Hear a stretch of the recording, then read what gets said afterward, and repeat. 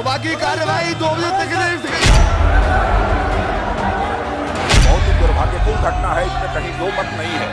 Mister Derek O'Brien to leave the house immediately. 13 दिसंबर को हुए संसद कांड के बाद से ही देश की सियासत में भारी उबाल है।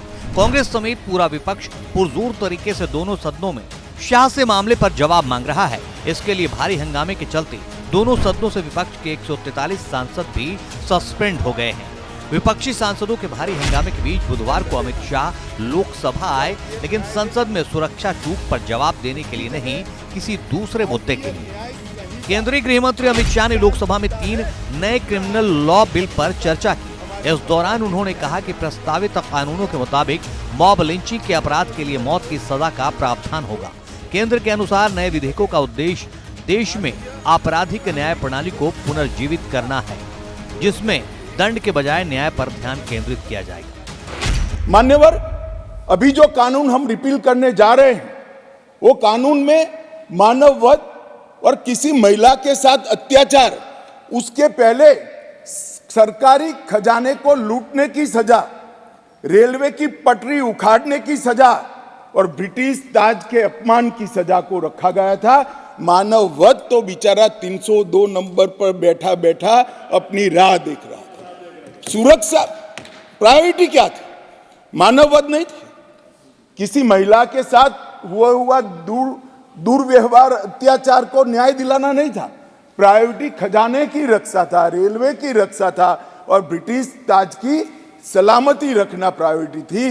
अब ये पूरा का पूरा बदलकर सबसे पहले महिलाओं और बच्चों के विरुद्ध को अपराध को प्रायोरिटी दी गई है। बता दें कि भारतीय दंड संहिता की जगह भारतीय न्याय संहिता बिल 2023, सीआरपीसी की जगह भारतीय नागरिक सुरक्षा संहिता 2023 और एविडेंस एक्ट के बदले भारतीय साक्ष्य विधेयक 2023 को लोकसभा में बदलाव किया गया। इंडियन पिनल कोड, इसकी जगह जो इंडियन पिनल कोड 1860 में बना, उसका उद्देश्य ही दंड देना था, उसका उद्देश्य न्याय देना नहीं था। उसकी जगह भारतीय न्याय संहिता 2023 इस सदन की मान्यता के बाद पूरे देश में अमल में आएगी। माननीय अध्यक्ष जी, सीआरपीसी क्रिमिनल प्रोसीजर कोड 1998, इसकी जगह भारतीय नागरिक सुरक्षा संहिता 2023 इस सदन की अनुमोदना के बाद अमल में आएगी और इंडियन एविडेंस एक्ट 1872 की जगह भारतीय साक्ष्य विधेयक 2023 अमल में आएगा। इन 3 विधेयकों पर हुई बहस का जवाब देते हुए केंद्रीय गृह मंत्री अमित शाह ने कहा कि इन तीनों कानूनों से गुलामी की मानसिकता से मुक्त कराया गया है। गृह मंत्री शाह के संबोधन के बाद ये तीनों संशोधित आपराधिक विधेयक लोकसभा में पारित हो गए। ये तीनों क्रिमिनल लॉ में बदलाव देश के लिए ऐतिहासिक कदम बताया जा रहा है।